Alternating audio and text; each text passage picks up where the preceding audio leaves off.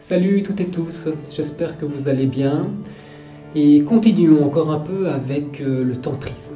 Comme on l'a vu dans les courtes vidéos précédentes, la philosophie essentiellement pratique, la philosophie tantrique s'appuie, se réfère sur deux principes. Le premier, c'est accepte-toi tel que tu es. Le second, sois en éveil. Alors, je ne sais pas pour vous, mais pour moi, ces deux principes m'apparaissent comme carrément paradoxaux, contradictoires, incompatibles, rarement conciliables. D'un côté, tu es pleinement là avec tes joies, tes peines, tes faiblesses, tes tendances destructrices. Et puis, en même temps, si on peut dire, tu es en éveil, c'est-à-dire réalisant le profond mystère qui imprègne tout ce qui existe. Ça, c'est vraiment antinomique. Il y a là une prouesse à réaliser pour que ces deux déclarations, qui sont mutuellement contradictoires et pourtant bien fondées, puissent s'agencer, se marier. Et comme pratiquant de yoga, on a un certain talent pour conjuguer des opposés. En fait, c'est même tout l'art du yoga que de travailler avec les contraires.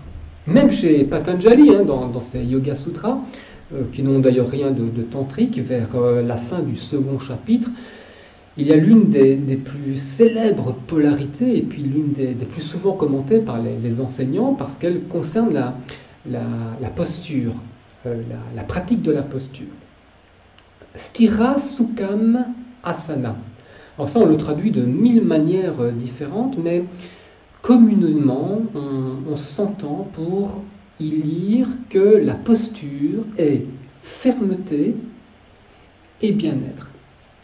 Bon, évidemment, là, on parle de la posture de l'asana, de la posture physique, mais bon, on n'y voyait pas quelque chose de restrictif, comme une indication qui concernerait uniquement le corps physique. Bon, là, il s'agit de la posture avec un grand P, de l'attitude, du vécu sur le chemin de la pratique.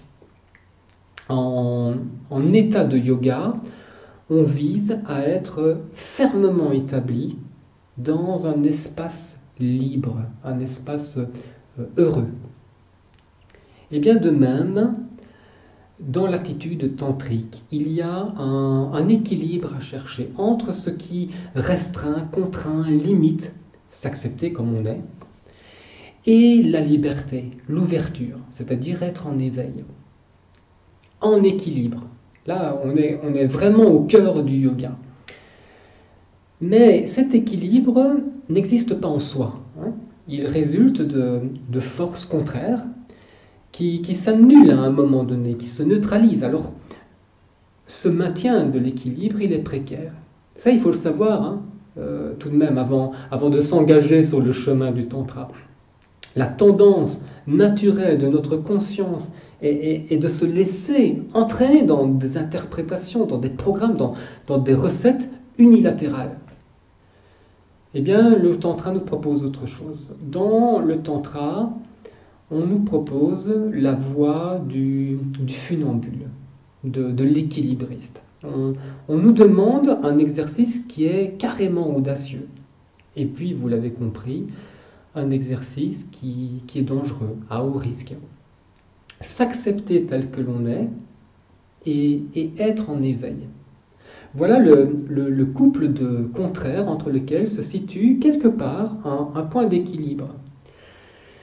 Et vu que les caractéristiques qui animent cette paire d'opposés sont évidemment changeantes, l'exercice proposé suppose des ajustements permanents. La posture tantrique n'a rien de statique.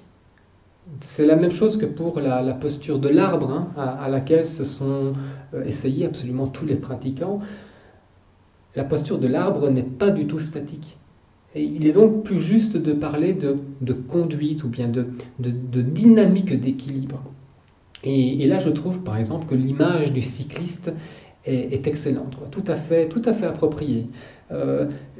C'est une image, vous savez, qui a le grand intérêt de nous ôter de la tête l'idée d'un équilibre acquis une fois pour toutes. Une idée d'ailleurs complètement utopique que la vie s'ingénue ou s'ingénie à contredire avec une inépuisable constance. On n'est pas comme un pot de fleurs dans le coin d'une pièce. Qui dit équilibre, parlant de l'homme vivant, de la femme vivante, dit mouvement, dit geste, dit attitude. L'équilibre n'est jamais donné d'emblée, jamais donné avec facilité. C'est difficile de l'acquérir. Rien que pour l'équilibre physique, voyez juste le temps que met un bébé pour le trouver, quoi. Et puis la grande aventure que sont les premiers pas. Voilà ce que nous enseignent les traditions tantriques. Elles ont retenu pour le pratiquant toute la variété des gestes à cultiver pour rechercher l'équilibre et puis demeurer en équilibre. Et les voies proposées sont très diverses. L'équilibre du corps entraînant celui de l'esprit, ou inversement, ou vice-versa, nos états intérieurs, conscients, inconscients, qui façonnent nos actes et nos destinées. Les outils sont vraiment très nombreux, et c'est ce que nous offre le tantrisme. Pour prendre conscience de la complémentarité des contraires, et puis apprendre à trouver et à maintenir son équilibre entre eux, dans le flot de la vie. Bon, j'espère que tout ça commence un peu à prendre forme pour ceux qui découvrent ça pour la première fois, et puis pour ceux qui sont déjà sur le chemin, j'espère que c'est utile. Je pense développer encore un autre aspect du tantrisme, c'est la notion de verticalité, une notion qui est tout à fait intimement liée à celle d'équilibre. Bon, on va voir si je fais une vidéo à ce sujet-là. En attendant, je vous embrasse, prenez soin de vous, à bientôt.